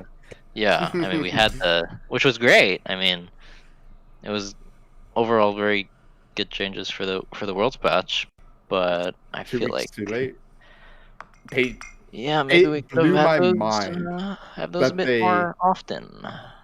it blew my mind that they had that patch before Worlds when they just had an opportunity to patch it like in an appropriate time frame in relation to the next big tournament, and they didn't take it. Yeah. It just made me feel like they were asleep like, and then like, oh, I guess we're gonna do something. Yeah. I mean, And it saved yeah. Worlds. I'm glad they did. Worlds would have been a lot less entertaining to watch. Like, he wouldn't have wanted to see Sivir every single game. Jeez. Yeah. Yeah, Sivir would have been rampant for sure. But I don't know. Yeah, I can't find the old tweets, but it's somewhere in the chain of Alex Lee's like, tweet at me your ideas thing. When he's like, our team's working on the January patch. I'm like, wait, our next patch is January? That was early, what, October? Yeah, Or they November? told us like November. Yeah, it was like early. It was November 4th? Yeah. So It's literally like 3 months. it's a little unfortunate because the last time the game really got shook up was actually in August when Bandle came out. The only thing that's kind of changed since then was like dragons were a thing for a couple days or a week, and Nami was killed, and most other things have kind of just, I guess, they're just going to be the same from August all the way to January, unless the December expansion does something. We can hope. Copium. Yeah, I guess we're just literally hoping, because that's the thing. That's the difference between like a balance patch and card release, right? Is that with the balance patch, you pretty much know the meta is going to be shaken up. But with the cards, you kind of are rolling the dice because you're hoping that the cards are going to either A, be strong enough, or B, affect the meta in a positive or negative way. Yeah. So They need to, if they're going to do patches every 2 months, they need to do more substantial changes when they do them. So, for example, the Lux change was very good. It was very good. It made a lot of it gave people reasons to experiment with Lux again, and then it actually, she found a deck, and she's playable competitively in lineups now, which is super cool. And she was kind of like the only thing besides Nami that patch really enabled and saw changes out of, which is kind of sad. There were a lot of changes, and most of them did nothing. Yeah, and I feel like Facts. that, like, Riot's been trying to tell us that, like, yeah, we could give random buffs to random things, but it might not change things. And the community is just like, "Ah, we don't care. Let's get them anyway." But I don't know. It's hard. I just think they really made a big mistake not releasing cards at the start of this. But the issue, but my whole thing is like they have access to the game, like they have access to data and things that we can't see, like us as players. So we're expecting them to make like the executive decisions of like, okay, let's give action another attack, and maybe we don't see that that's ridiculous, right? But it's just like obviously it is ridiculous. But like, you know, we won't know until we actually get the card on live balance. We won't know. So if they don't make these changes, then we literally won't have an idea. Like honestly. So they have to make these little changes to certain champions. I like we were talking about before, Zinke's change to Quinn. Like, what if giving quick attack to Quinn is fucking broken, but we have no idea? We have absolutely no idea. We don't have any data on Quinn having quick attack. We don't even have a meta time. I think it's allowed to be broken. I promise you, here's the Dowie Nut guarantee. If Quinn is broken, if she becomes a 3/3 with quick attack and is broken, I won't complain about it for like 2 months. And then after 2 months go by, I'll be like, wow, right, you should probably nerf this. And then they won't again because they're lying to our faces and have been for the last 8 months. And then I'll complain even more. I felt that. That's what's gonna happen. I don't know. Let it be broken. You're allowed to like rotate through broken stuff. Like, let's figure out what's good, True. and then take it away, and then reset. True. I mean, I would hope they would do something like that for unplayed champions, like right now, like a Philios, like just change him in a way where you know is gonna be ridiculous, and then tone it down. Because I have a bad feeling about Aphelios. What's yours, that? They're either gonna do nothing to him ever for a long time, They're which not- is probably what's gonna happen. Yeah. Because they're afraid. Unfortunately, yeah. Yeah, and I think they're afraid because he makes the games go long. Yeah. Or they're gonna buff his level up to three weapons, and it's gonna do nothing again. And yeah, that's I don't know. the I don't know. It's just which 3 weapons would literally do nothing. Casting 9 mana of moon weapons to then gain 2 mana weapons again. It's not a strategy that you play in the game to win. Yeah. Yeah. Nah, that's agreed. This is not possible. Honestly. Like it's not 9 mana worth of mana. And you actually have to get the moon weapons in your hand somehow too. So good luck with that. You're spending even more than 9 mana. Have fun with a level to Felios even later than what you would have if they were 2 mana and you had to do 4 of them. I think we should unnerf Trundle. That is wild. Unnerf Trundle? That's scary. I think Trundle's actually good. No, personally. not Trundle. Veiled Temple. Oh, Veiled. Oh. Hell That might be scarier. no. Yeah, I don't know about that one. No, you're crazy. That one's now. a little. I feel like that was like the main culprit for the super long games because you just kept getting stats and mana and stats and mana. And... Yeah. Yeah. Nah, you know. Nah, I actually think Veiled Temple is a good card. The problem is Aphelios is a bad card, and Veiled Temple is very tied to Aphelios. Mm-hmm. I want Veiled Temple to give health instead of power. I think they always just take away the health benefit from something. Like, I fully expect Poppy is going to give +1/+0. That if I don't see that change, I'll be happy. But that's what they do with everything, right? They did it to Veiled Temple. They did it to Plaza. They're going to do it to Poppy. That would be a huge nerf. Yeah. They're going to do it to everything. That's just what they do. That would be... You know, like, that would be human. What if they make her a 3/3? Especially not buffing her own health. That matters so much. Yeah. But what if they did that? Poppy's bad. I'd be fine with that. She'd be bad. She'd be bad. Yeah, she'd be bad. She'd be bad. But what if they made her a She'd 3/3? kind of be really. Should be Katarina levels of bad. She'd be good with like Zed and Elusive still. She just wouldn't be good with anything else. Because what else do you like attack on? Yeah, it would literally just be that deck and that deck alone. I mean, Zig's Poppy, I TBH. guess. Oh, I guess like the quick attack stuff too, like the Yordle and Arms kind of thing. Zig's Poppy, I think. That? It's still player. Oh Yeah. yeah, maybe. True. But Yeah.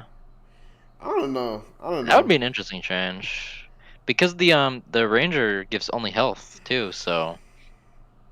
then they're the pair. Yin and Yang. Yeah. Yeah. One gives health, I- one gives attack. I hate it. I'd much rather her be a 2/3. Same. She'd be better. She'd probably be better as a 2/3. Oh yeah. Oh yeah. As long as she's still buffed health. Yep. Yep. You know, I thought of other changes to Poppy that would probably make her even more broken. But I was trying to think of nerfs, so I was thinking of like I thought like, oh, maybe 2/3 might be too much of a nerf. So I was thinking like, oh, maybe she could be like a 2/3 with tough, because she's like more defensive of a champion. You actually can't kill her. Yeah, yeah, it would kind of be. No bueno. Excuse me, why? Black Spear after I kill my own unit at burst speed? What? I don't know. Yeah. Literally need two Tough might be things a just to kill her. No go. Or Poppy. vengeance. Yeah, no tough, please. Definitely not. I was about to say something else. I mean, there's a few champs that I wish they would at least touch. But I really, honestly, and this is probably a hot take. I really don't like what they did to Nami. I really don't. Honestly, I could see Nami being reverted. The I turn 4 is just a little spooky though, so you gotta be careful with that. Yeah, I think they only needed to hit Sparklefly. yeah. And then They could have that just deck is probably okay. they could have just left it, but they just they chopped that deck at the legs. Yeah. I feel like the turn 4 level is still a little toxic, in terms of like you either have an answer for it or you just kind of lose the game. So I feel like maybe something else could change surrounding her that could make her work better. One change I did think of was actually reverting pick a card, which could be an interesting Nami buff. Don't do it. I actually kind of like reverting pick a card. TF Fizz Bandle, I'm telling you, it'd be tier 1. Like, it's it's like okay now. It's like playable, but it would be so good. I think I'm a fan. I'm not gonna lie. TF with Bando is like so close. It's actually so close. Yeah. I would need to see a list. I actually haven't heard of that. That sounds interesting. Oh, I got you. Yeah, I ran into Duckling playing it, and I stole it from him. And I'm 60% on it now, which is pretty good. And I was not like an old TFS player, so I need to pull it up. Runeterra, like, it's surprisingly solid because you get to run busted cards like Pokestick and Hidden Pathways and Conchologist and Opening Telescope and like all that stuff. Yeah, it sounds like you just have a bunch of good cards. Interesting how that makes a good deck. Right? They're just solid. It's a Dark Horse deck. I don't know. Someone who's a lot better than me can probably make a splash with it. Somebody's bringing it to seasonals, probably. Duckling. He's going to win another seasonal.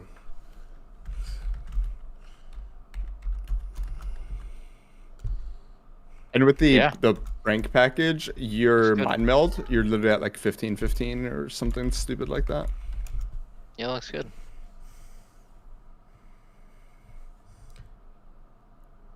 And pick a card is reverted. Good God. I am totally down for it. Because TF's still 9. Purples are 2/1s. Pick a card would be fine. 3 mana, draw 3. They're afraid though. They would never. They should be. They should be. It's just like the Braum all over again. They're just never gonna give him any attack ever again because they're afraid. I mean, but do you think that deck was actually really good to the point where they had to revert it? I'm not on board. Bold Eagle. I don't think that deck was good. The Braum thing? Yeah, I really don't. You don't remember when Braum had one attack and was played with Anivia? Anivia? Yeah. I think that deck was good. I think the deck started cutting Anivia, if I remember correctly, and playing Entreat to get more Braums. I think that, if I remember correctly. I didn't play during that time, so I don't know. But I don't think that deck was good. Honestly. People just have a very frightening memory of one attack Braum. He would be perfectly fine now, but they obviously don't want to do that because they're afraid. Yeah, no, they're literally afraid that the community is gonna explode if Braum has one attack before level up. Which I don't know. I mean, I don't know. I could see how it's good, but then it would be good against the things that it's. The thing is, it's really good against the things that it's good at. Yeah. So. That's true. A lot of aggressive stuff it'd be very good against. But it's not like it doesn't have a counter, right? Because pretty much you just hard remove Braum. You just get this dude out of here. And then against like slower mid range or control decks, it's pretty useless. Yeah. I don't know. But yeah. That's just how it is. But alright. I'm gonna head off, guys, because I know my girl wants me to watch Levi. I appreciate you guys making the time to come on by. I appreciate that. Yeah, it was fun hanging out. Yeah, but Yeah. I'm gonna try to make Masters before Thursday. I'm gonna try.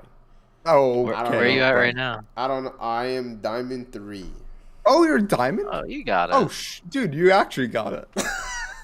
You Yo, were like that for the last I looked. I was just like, I don't know about that one. I know. If you're Yo, D3, you actually got it. Dude, Yo, and the I seasonal was- cutoff is gonna be so low, probably, just like last time. It's Wasn't probably it gonna like be like 70 20. LP or something? Yeah, I think was it's gonna be 20. lower. To Yeah. the point where I think if you're in Masters, you're probably gonna make it. There are 560 people in it, right now. wait, really? Yeah, 560. Holy. It goes down every single season. Yep. All right. So I But think. no, I think I don't might worry. make it. Don't panic, everyone. I honestly think I know one of the main reasons why I'm not playing. It's because the ranked format is horrible. Facts. I hate it. Yeah, It's always I been agree. horrible though. Yeah. It's never been good. It's Why is just- it different now? Well, because I've been playing it and I don't want to anymore. Fair, right? Like ranked, best of one Usually- is awful. Yeah, usually I'm fine playing it because I have like a deck that I want to play that I'm excited about playing, or like I want to try something, or something like that. Or the game just feels fresh, but because I don't have any of those excuses, the format just kind of sucks on its own. You play your Lux Heimer. I did. I played one Oh. game and I won 100% win rate. Oh, better retire. Yeah. 100% win rate. I played bro. the day the package was released. I just got all the cards, queued a game, and that was it. I felt that. That was it. But I'll catch Amazing. you guys later. All right. All right, see you, See ya. man. All right. Take care.